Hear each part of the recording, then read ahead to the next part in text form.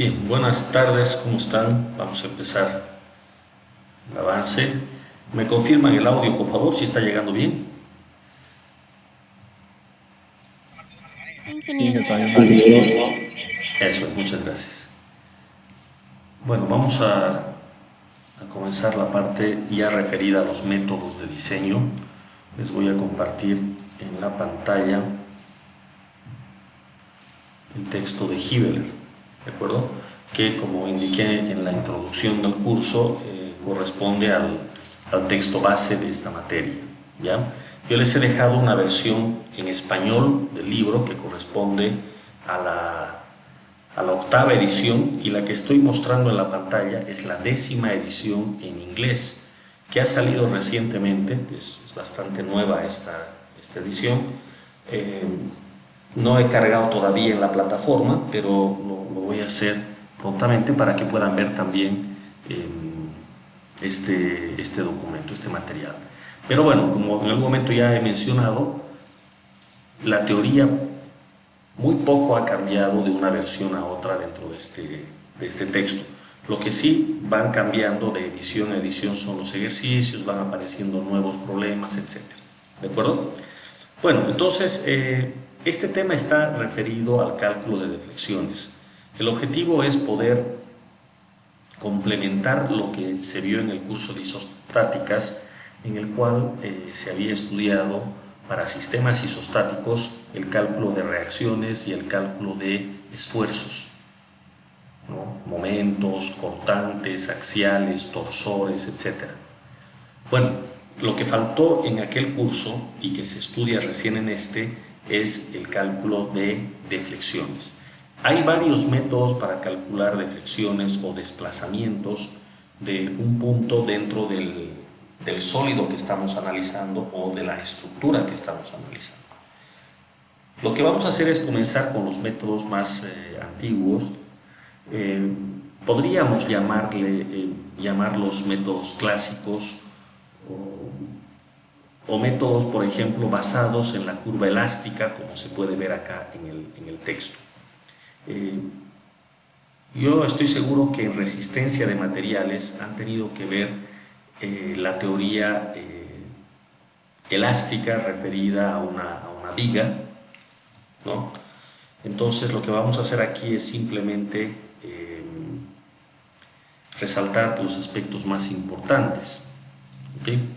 Acá tenemos, por ejemplo, una vista de un pórtico, un portal, y acá al lado tenemos unos esquemas en los cuales, unas estructuras o unas vigas en las cuales se pueden determinar las reacciones y las deflexiones. Es lo primero que vamos a analizar para que podamos entender qué es lo que queremos calcular. Veamos a continuación algunos casos típicos de deflexiones.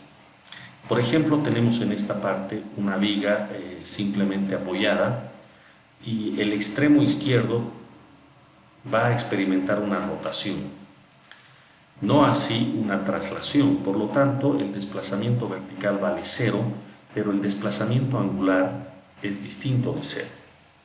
Estoy sobreentendiendo que sobre la viga actúa una carga en la dirección de gravedad que hace que se deforme la viga, como se muestra con la línea celeste, ¿de acuerdo?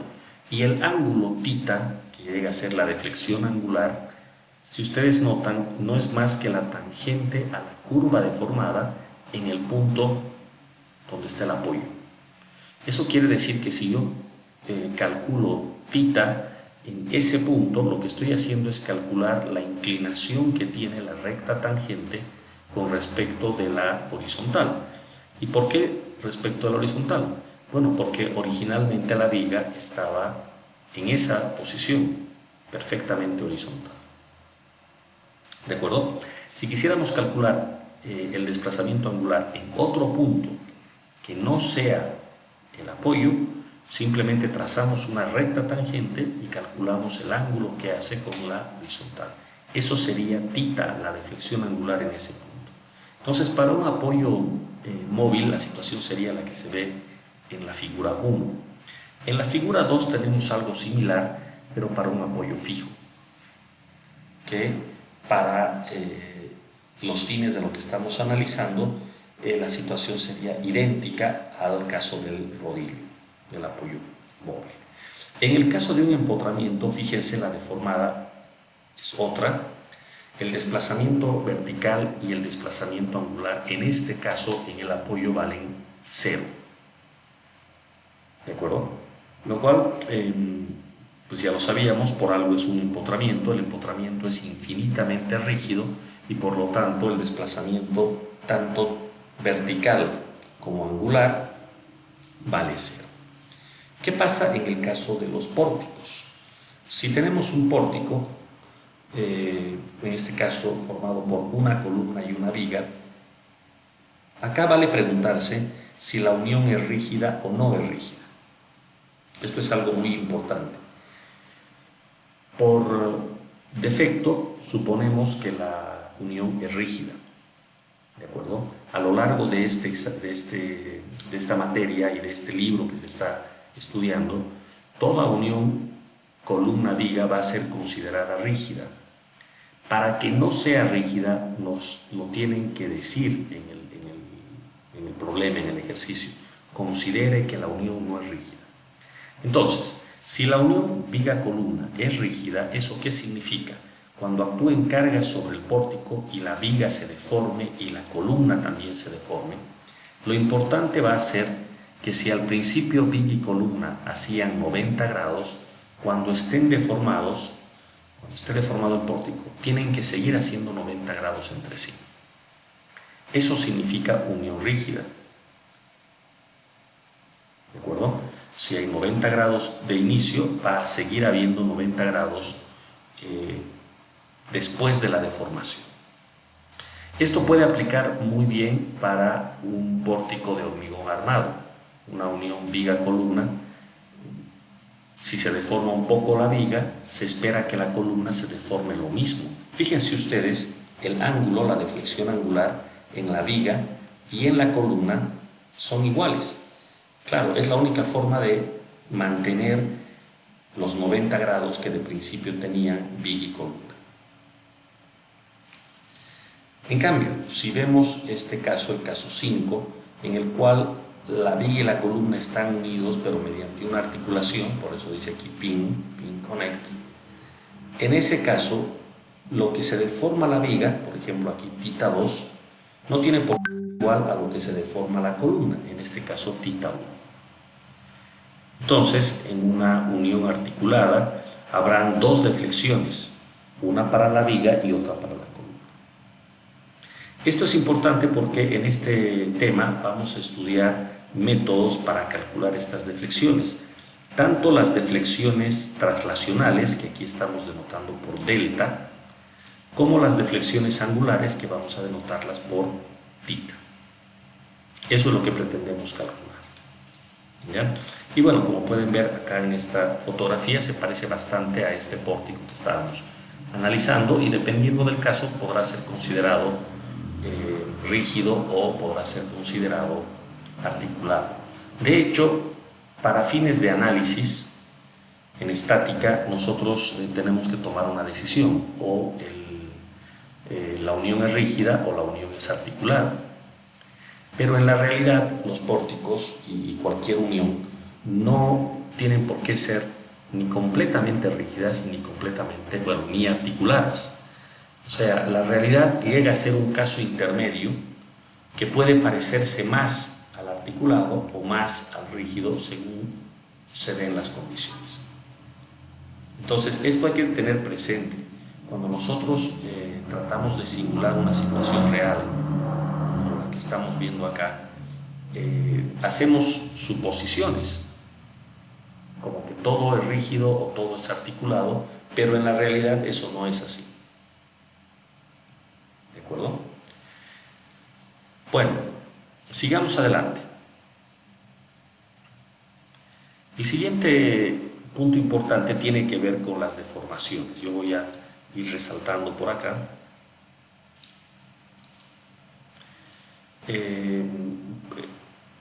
La convención de signos vamos a analizar, esta parte que está aquí. Resulta de que vamos a empezar analizando vigas, solo vigas, y vigas isostáticas. Entonces la viga podría ser como la que tenemos acá en la figura, esta de acá, sujeta a cargas puntuales o a cargas distribuidas, de abajo hacia arriba o de arriba hacia abajo, no importa. En todos los casos la situación es idéntica y se puede analizar igual. Por el momento vamos a restringirnos a sistemas isostáticos, por ejemplo esta viga simplemente apoyada. Obviamente a lo largo del curso veremos problemas hiperestáticos, ese es el motivo de esta materia, pero en principio van a ser sistemas isostáticos. Entonces, para que nos pongamos de acuerdo, lo primero que mostramos es la convención de signos. Los momentos van a ser positivos si es que la curvatura de la viga se da como se muestra en la figura, hacia abajo. Y claro, para que la curvatura se dé de esta manera, los momentos en los extremos tienen que seguir el sentido que marcan estas flechas. ¿No es verdad? Entonces, este sería el sentido positivo. ¿Qué quiere decir? Bueno, la regla que ya ustedes conocían de la resistencia de materiales, el momento por izquierda positivo en este sentido y el momento por derecha positivo en el otro sentido. Eso implica que cuando la curvatura es hacia arriba estamos hablando de momentos negativos. Como ustedes notarán, los momentos van en sentido opuesto y eso significa que son negativos. Esto es solo una convención, pero es una convención muy aceptada. De hecho, cuando ya estamos analizando, por ejemplo, una viga de hormigón armado y estamos analizando el diseño de la viga, es muy frecuente decir el acero para el negativo es tanto. ¿Qué significa el acero para el negativo? Significa mirar la cara superior, porque esta es la que está en curvatura, en flexión. ¿Se entiende? Entonces ya se acepta que cuando la curvatura es esta, es que el momento es negativo. Y si la curvatura es al revés, es porque el momento es positivo. Convención de signos de la resistencia de materiales. Ahora, acá tenemos algunos diagramas para mostrar lo que acabo de indicar. Por ejemplo, esta viga simplemente apoyada con un par de cargas y bueno, tenemos el diagrama de momentos. Este diagrama de momentos ustedes lo deberían de poder obtener sin ninguna ayuda especial porque corresponde a un ejercicio de isostáticas. Conozco el par de cargas puntuales, conozco la longitud de la viga, calculo el diagrama de momentos. Fíjense ustedes que esta parte del diagrama, esta parte, cae por debajo del cero en cuanto a los momentos, que está en la ordenada, y por lo tanto es negativo. Y si es negativo es que la curvatura es como se muestra en este pequeño trazo, eso es negativo. Mientras que del otro lado el diagrama de momentos es positivo y la curvatura es al revés. Si uno quiere hacer el dibujo o construye la deformada, pues resulta de que la deformada va a ser esta que estamos viendo acá, donde claramente el momento negativo se genera arriba y el momento positivo abajo. ¿De acuerdo? Por cierto, es bastante intuitivo esto, ¿no? Este diagrama de flexiones para estas cargas que vemos acá, es bastante lógico que así se deforme. Si la carga fuese en otra viga isostática, como la que se ve acá, P1 y P2, ahora la viga está empotrada, entonces el diagrama de momentos cambia, comienza de esta manera, siendo positivo, y luego pasa a ser negativo y luego termina siendo cero en el extremo. Una vez más, a partir de esta información, el diagrama que vemos acá no corresponde a esta materia sino a isostáticas, es decir, todos deberían de poder obtener este diagrama. No tengo datos numéricos, pero ese no es un inconveniente, igual puedo obtener el diagrama. ¿De acuerdo? Acá tenemos la deformación de la viga, ¿no? Y se nota que hay un punto en el cual la curvatura cambia. Si yo aquí tenía curvatura hacia abajo y luego curvatura hacia arriba, es porque en algún momento la curvatura ha tenido que hacerse cero, ha tenido que pasar de negativo a positivo o al revés. Eso se da en un punto que se llama punto de inflexión, y este punto coincide con la ubicación del momento cero, algo que ustedes ya han visto en resistencia de materiales. ¿De acuerdo? Entonces, esto para aclarar cómo vamos a entender los signos, ya que vamos a hablar de momentos. ¿Ya? Bueno, acá algunos casos que presenta el libro.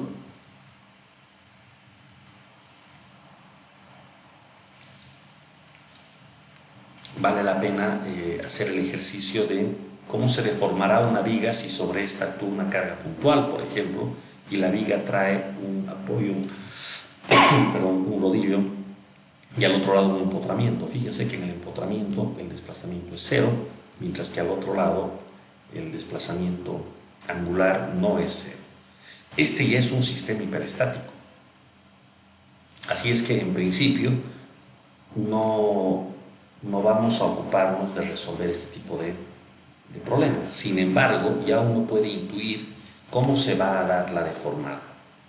Acá tenemos otros ejemplos: la viga, fíjense, un rodillo, un apoyo fijo y un momento en este sentido. Ya, si el momento va en este sentido y estoy por izquierda, entonces, ¿qué tipo de momento es según nuestra convención de signos? ¿Quién me dice?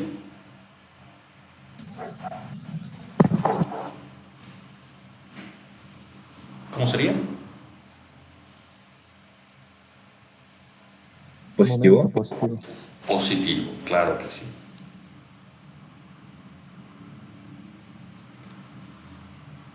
Entonces, fíjense ustedes que si tenemos en mente cómo se da la curvatura en una viga cuando el momento es positivo, fácilmente podemos anticipar cómo se va a deformar esta viga. O sea, si yo ya sé en qué sentido va el momento, yo ya sé cómo se va a dar la curvatura. Esto corresponde a positivo, y el positivo trae la curvatura hacia abajo, así como vemos. En este caso probablemente no sea muy difícil darse cuenta que así como dice la línea punteada se va a deformar la viga. Sin embargo, en otros puede no ser tan evidente, y el recordar hacia dónde va el momento positivo y qué curvatura genera puede resultar útil. Entonces, reitero, si estoy viendo un momento de esta manera, entonces yo espero una curvatura de este estilo, positiva.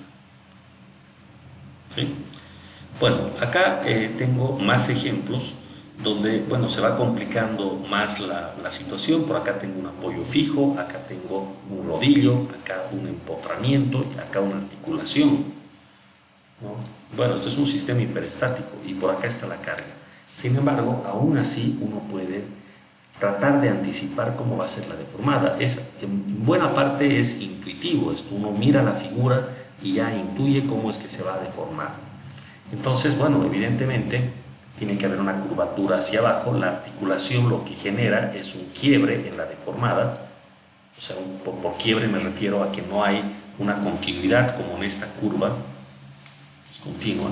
Acá no, esta articulación genera que se quiebre la continuidad.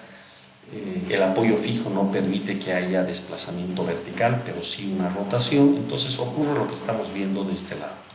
El rodillo no permite que haya un desplazamiento vertical, y el empotramiento no permite que haya deflexión ni traslacional ni rotacional.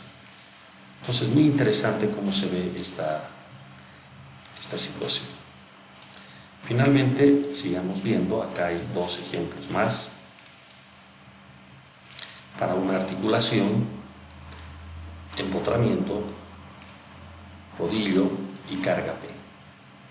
Bueno, la carga P es la que manda y hace que toda la curvatura se dé hacia abajo, ¿no? Como el positivo.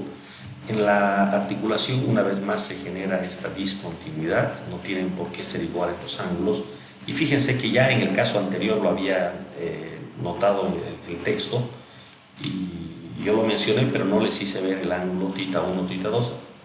Aquí lo estoy mostrando ahora. Los ángulos por izquierda y por derecha no tienen por qué ser iguales. Esa es la consecuencia de estar con una articulación. Lo propio aquí, por izquierda y por derecha tenemos dos ángulos diferentes, θ1 y θ2 por ejemplo.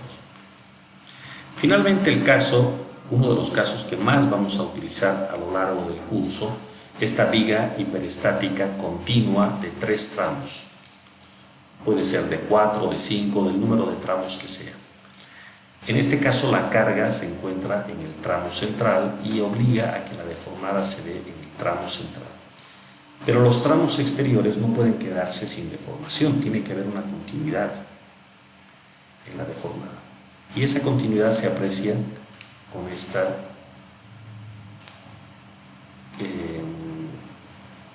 con esta deformada que vemos acá.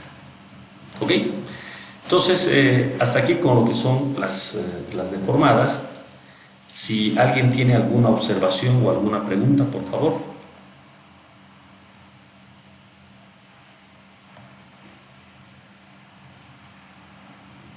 ¿No?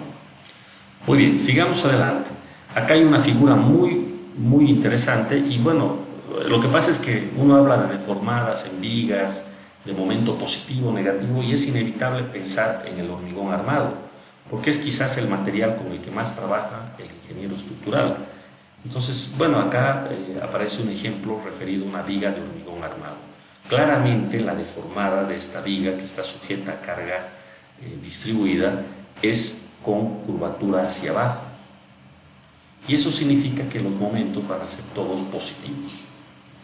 Ahora, si la curvatura es hacia abajo, la flexión se da en la cara inferior, entonces esto tiene que absorberse o reforzarse con barras de acero en la cara inferior. La idea es que el hormigón esté reforzado en su cara en tracción, y la cara en tracción es la cara inferior en este caso. Entonces, si es que logran ver, ahí está una línea que representa el acero de refuerzo.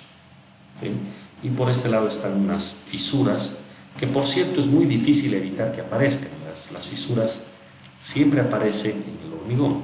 Habrá que disimularlas, que no aparezcan muchas, pero siempre van a estar ahí. ¿De acuerdo? Bueno, acá hubo otro ejemplo más completo de una viga que está empotrada en un extremo, es de hormigón armado, y apoyada en este otro. Entonces, en este lugar la curvatura se da hacia arriba, el momento es negativo, eso se indica acá, y el acero de refuerzo, por lo tanto, va a la cara superior.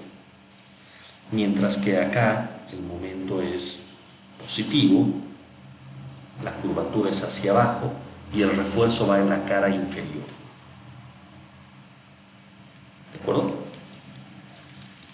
Muy bien. Tengo acá unos ejemplos más. Quisiera que miren las deformaciones por un momento. Aquí son varios ejemplos. Y puedan ustedes hacer una interpretación de cómo se está dando la deformada en cada uno de estos pórticos. ¿De acuerdo? A manera de hacer una breve pausa en la explicación y que ustedes puedan hacer el ejercicio de razonar cómo sería dar la deformada en los pórticos que muestra acá el texto. ¿De acuerdo? Si no hay preguntas, hago una breve pausa, voy a desconectar el audio, pero la clase continúa, por favor. Quédense todos mirando estos 4 esquemas que ven acá e interpretando las deformadas. Continuamos en breve, por favor.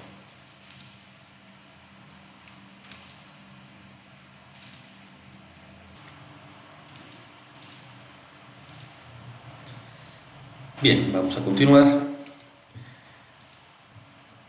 En la versión que tienen del libro seguramente existe esta misma figura, o en todo caso mirando la presentación o mirando esta que están viendo acá, Notarán cómo se van dando las deflexiones, por ejemplo, en este pórtico que está mostrado en esta parte. Vean, se le presta atención a la unión rígida entre la columna y la viga.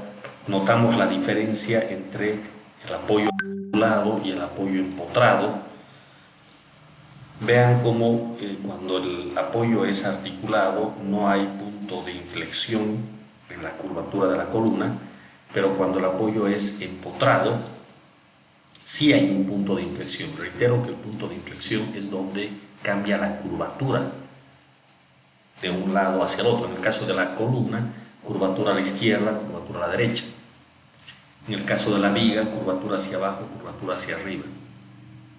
Esto se repite, este comportamiento se repite para un pórtico de 2 paneles. Aquí teníamos uno solo, acá tenemos 3 y la situación es la misma. Acá el ejemplo viene con carga lateral, acá con carga de gravedad, pero la situación es la misma. Entonces, algo que vale la pena preguntarse siempre es cómo se va a deformar, cómo espero que se deforme la estructura dependiendo de la carga.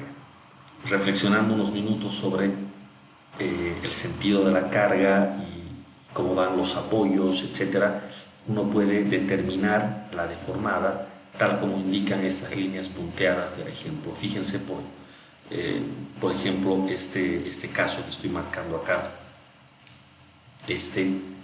como el hecho de que la carga de gravedad de la viga obliga a una deformación en la viga hacia abajo, necesariamente los vanos exteriores, las vigas exteriores tienen que deformarse hacia arriba y eso ocasiona que las columnas en esta parte se deformen hacia adentro y la otra también hacia adentro.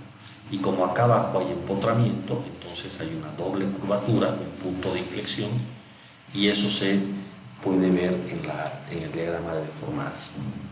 ¿De acuerdo? Si fuese este apoyo móvil, un apoyo articulado, un apoyo fijo, entonces no habría este punto de inflexión, la curvatura sería simple y no como aquí doble. ¿De acuerdo? Acá el caso de un pórtico que tiene 2 niveles, ya no 2 paneles, 2 niveles, y la lógica es la misma. Por ejemplo, acá en la unión viga, columna, se mantiene, se respeta los 90 grados. Entonces, si la deflexión de la viga es hacia abajo, obliga a que la columna se desplace hacia la izquierda y la columna de arriba hacia la derecha, angularmente hablando. ¿De acuerdo? Entonces, pueden ustedes terminar de analizar esta situación referida a cómo se espera que se deforme una estructura. ¿Ya? Lean por favor el texto también para complementar esta parte. ¿Ok? Entonces dejo esta primera parte. Si hay alguien que quiera hacer alguna pregunta, por favor, y a continuación pasaré a lo que es la teoría de la viga elástica, que nos va a dar lugar ya al primer método de análisis. Entonces, si hay alguna pregunta, por favor.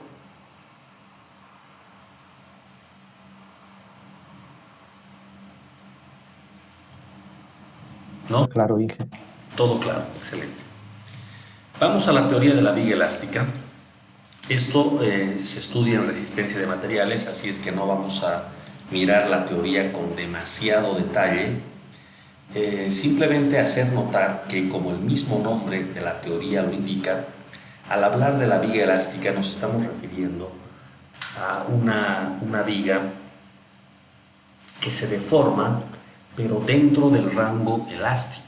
Se deforma poco, quiero decir. Esto es interesante. En mecánica de estructuras, en mecánica de materiales, uno suele distinguir el estudio para pequeñas deformaciones y para grandes deformaciones. Cuando se analiza un problema de pequeñas deformaciones, eso es equivalente a decir que el comportamiento va a ser elástico. Ustedes piensen en el diagrama esfuerzo de formación de un material cualquiera, sujeto por ejemplo a tracción o a compresión. La relación es lineal hasta cierto punto, pero luego llega un momento en el que la relación ya no es lineal. ya estamos fuera del rango elástico. Bueno, esta teoría solamente funciona para pequeñas deformaciones o dentro del rango elástico. Fuera del rango elástico, lo que se impone es el análisis no lineal. Ya se habla de plasticidad, ya el comportamiento es no lineal. Y eso es equivalente a decir grandes deformaciones. ¿De acuerdo? Entonces, toda la estática que vamos a analizar acá, todo el análisis estructural que vamos a ver en este curso y que ya lo han empezado a ver en isostáticas, es lineal y elástico. El análisis no lineal queda fuera del estudio a nivel de pregrado. Y bueno, un poco se lo menciona en la teoría del hormigón armado, pero se lo pasa por encima, es decir, se ha dado modos la gente de evitar hacer un análisis no lineal porque este siempre es complicado. Entonces todos los análisis que hacemos en los casos más comunes son lineales y elásticos. Cuando vayamos a utilizar SAP 2000 vamos a ver que SAP es capaz de hacer análisis lineal y no lineal, y tanto elástico como inelástico, pero lo frecuente, lo común es que el análisis sea elástico. ¿Ok? Con esa aclaración, aquí hay algunas ecuaciones interesantes. Esta figura, la que se encuentra acá, es la que define todo el problema. Tengo una viga simplemente apoyada, una carga cualquiera, puede ser distribuida, puede ser puntual, y en la línea celeste tenemos la deformada. Entonces el objetivo del análisis que vamos a hacer ahora es hallar una ecuación que represente a toda la curva deformada. Esa ecuación corresponde a la ecuación de la curva elástica, con lo cual se está recalcando que estamos dentro de la hipótesis de viga elástica, ¿no? Es la deformada. Claro, si yo conozco la ecuación matemática de la deformada, entonces ya puedo indicar en cualquier punto de la viga cuánto vale la deflexión vertical. Y además, como una consecuencia del cálculo diferencial, yo sé que si conozco la ecuación matemática de una curva y le saco la primera derivada a esa ecuación, pues entonces tengo la tangente, y la tangente es la deflexión angular θ. Así es que resulta atractivo el tratar de calcular la ecuación de la deformada. Ahí tendríamos resuelto el problema de todas las deflexiones. ¿Es verdad? Acá tenemos una sección transversal de la viga antes de la deformación y acá después de la deformación, con los momentos que llegan a ser los esfuerzos internos que se generan acá. La teoría completa la han visto en RESIS, ya no la voy a mirar en detalle, pero aparecen algunas variables como el radio de curvatura, que se denota por la letra ρ. La distancia y es una distancia hacia una distancia vertical, una profundidad en la viga, generalmente desde el centroide hacia las fibras extremas de la viga. La deflexión estaría aquí, θ. Fíjense que se habla de un dθ, es decir, una deflexión pequeña, diferencial. Y bueno, lo importante del caso es esta ecuación que tenemos acá, que proviene exclusivamente de un análisis geométrico y aceptando que la deflexión es pequeña. O sea, si bien yo estoy exagerando acá con la deformación de la viga, en la realidad, o al menos para el cálculo que estoy haciendo, estoy suponiendo que esta deformación es muy pequeña. A la vista, esta viga debería parecer prácticamente horizontal. A la vista. No debería notarse esta curvatura en una situación real. ¿Ok? Bueno, la ecuación a la cual se llega es esta, que proviene de la geometría, y utilizando esta ecuación que estoy resaltando acá, que viene de la resistencia de materiales, el esfuerzo en tracción-compresión es igual a el módulo de elasticidad por la deformación unitaria, pero a su vez el esfuerzo viene dado por el momento multiplicado por la distancia y dividida entre la inercia. El signo es solo un tema de compatibilizar nuestra convención de signos. Combinando todo esto se llega a esta expresión que es la 7.1, donde ρ es el radio de curvatura, m el momento, e el módulo de elasticidad e i la inercia. Obviamente la inercia tiene que ser respecto del eje sobre el cual se está dando la flexión, ¿verdad? Por ejemplo, en esta viga que vemos acá, el eje tendría que ser un eje horizontal, podríamos llamarle X al eje horizontal. Respecto de ese eje se mide la inercia. ¿De acuerdo? Bueno, resulta de que introduciendo una ecuación que viene del cálculo diferencial para el radio de curvatura en función de la ecuación de la deformada, que acá vamos a denotar por V. V en función de X representa a la deformada. A ver, seguramente en la figura se veía eso, pues aquí está cabalmente. Fíjense ustedes, tengo a la viga sin deformar, tengo a la viga deformada y estoy utilizando estas coordenadas X sobre la horizontal que barre toda la viga y V, esta V, que apunta hacia arriba sobre la vertical y que representa a la deflexión, en todo caso a la curva deformada. En este caso, si V es positivo, significa que la deflexión es hacia arriba, y si V es negativo, significa que la deflexión es hacia abajo. Para el ejemplo que se está viendo, todos los puntos tienen deflexión negativa y los dos que están en los apoyos, deflexión cero, vertical, V. ¿Es verdad? Bueno, entonces, en términos de esta V, si yo pretendo obtener V de X, la ecuación de esta deformada, entonces se puede obtener esta expresión. Esta de acá está en los libros de cálculo, ¿de acuerdo? Esto es cálculo diferencial. 1 sobre el radio de curvatura es igual a la segunda derivada de la curva, en este caso de V respecto de X, dividido entre 1 más la primera derivada al cuadrado, todo a la 3 medios. Entonces, como ya teníamos una ecuación para 1 sobre ρ, que era la que estaba en la página anterior, esta 1 sobre ρ es momento sobre EI, pero también 1 sobre ρ es la segunda derivada. Entonces, juntando ambas, llegamos a esta expresión, la 7.3. Pero afortunadamente nuestra hipótesis de pequeñas deformaciones aquí nos ayuda, porque esta primera derivada representaría la tangente de la curva. La curva es V, la primera derivada es la tangente, pero si la curva corresponde a una deformación muy pequeña, entonces casi la viga deformada sigue siendo horizontal y la tangente a la curva es prácticamente una recta de pendiente cero o casi cero.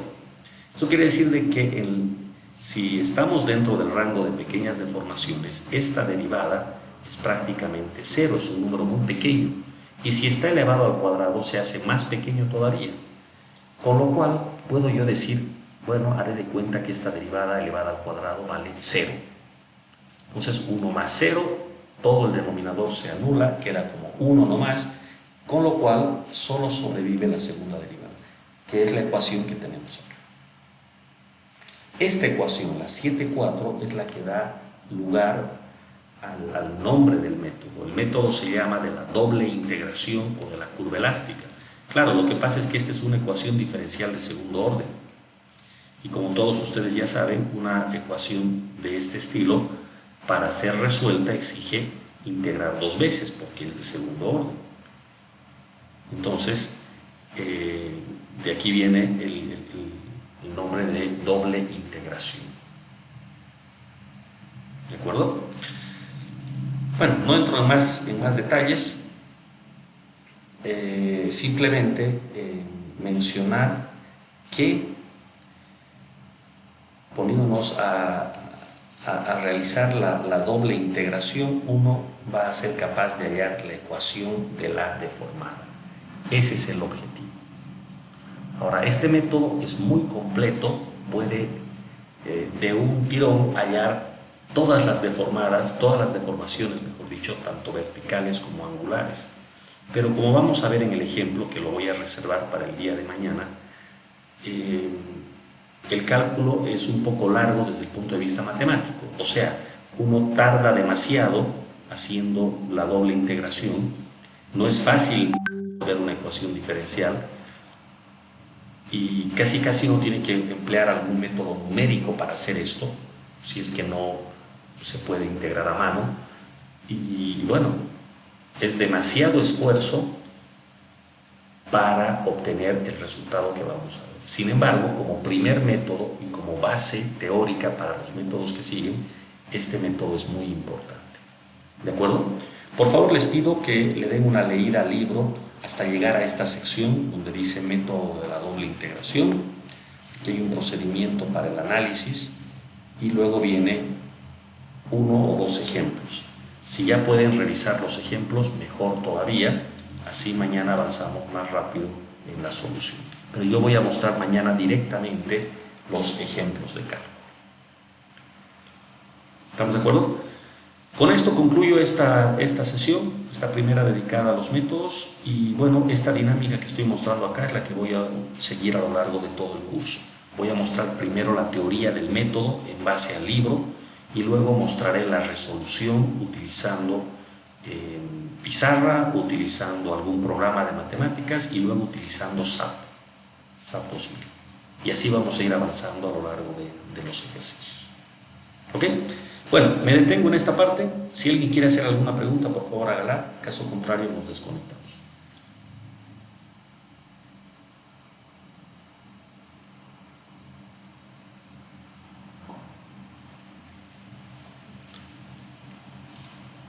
No hay preguntas. ¿Todo claro?